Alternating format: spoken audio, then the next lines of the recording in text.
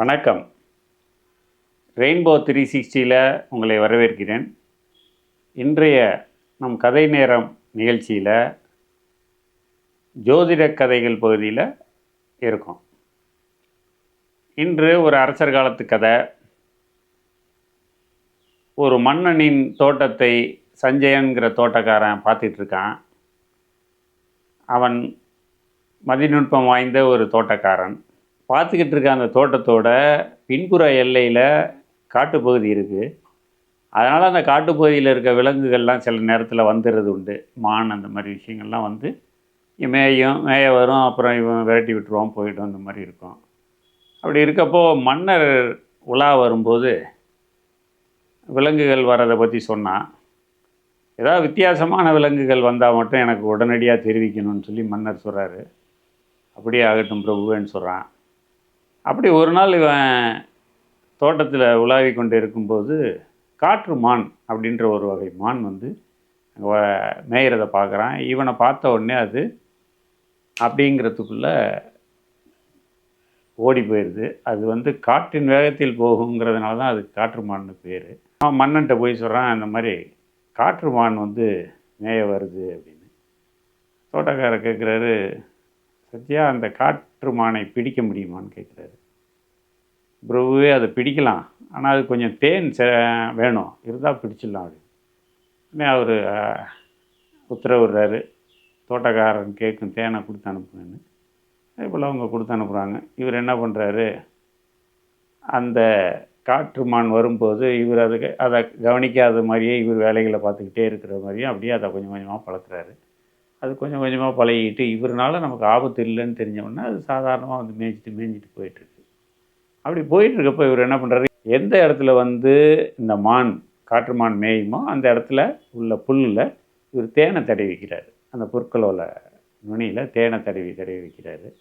அது வந்து மேய்ஞ்சிட்டு போகுது. அது இந்த தேன் தடவின புல்லை ரொம்ப விரும்பி சாப்பிட்டு போகுது.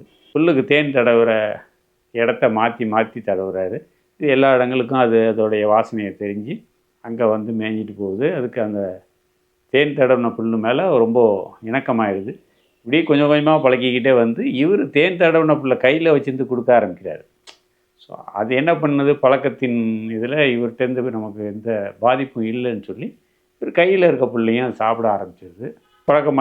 பழக்கமாகி அது நேராக வந்துச்சுன்னா இவர்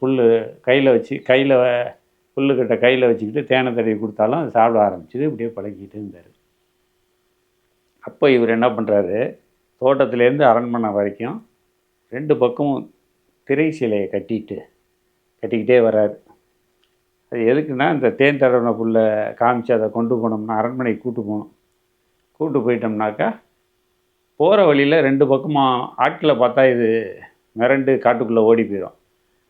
அப்படிங்கிறதுக்காக இந்த 2 பக்கமும் திரை சிலையை கட்டி அரண்மனை வரைக்கும் போய் திரை சிலை கட்டி முடித்த உடனே இவர் என்ன பண்ணுறாரு, ஒரு பொதி புல்லையும் எடுத்துக்கிட்டு ஒரு தூக்கில் தேனையும் எடுத்துக்கிட்டு தடவி கொடுத்துக்கிட்டே போகிறாரு. அது பின்னாடியே வருது.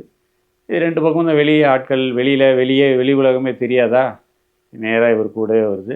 அந்த புல்லை கொடுத்துக்கிட்டே கொண்டு வந்து அரண்மனைக்குள்ளே கொண்டு வந்து சேர்த்துறாரு. அரண்மனைக்குள்ளே வந்த உடனே தான் காவலர்கள் வந்து கதவை சாத்திட்டாங்க. கதவை சாத்தினது மிரண்டு போய் அரசவையில் சுற்றி ஓடுது. அரசவைக்கு வர்றாரு. பார்த்துட்டு, ஓ இப்படிப்பட்ட மானை வந்து இங்கே வரலும் கொண்டு வந்துட்டாரா அப்படின்னு சொல்லிட்டு பார்க்குறாரு.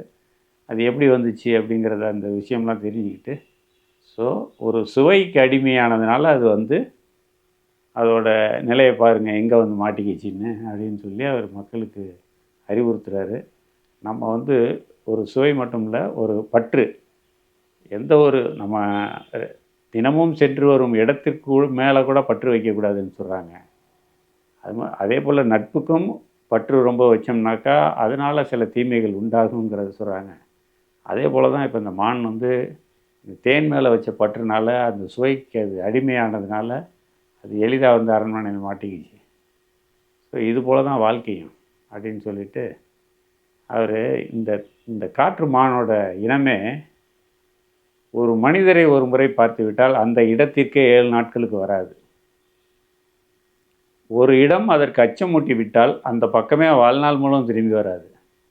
அப்படிப்பட்ட ஒரு இனமான அந்த காற்றுமான் இப்படி வந்து அரண்மனைக்குள்ளேயே வர்ற அளவுக்கு வந்துருச்சுன்னா அது தேன் சுவையில் அடிமைப்பட்டது தான் காரணம்.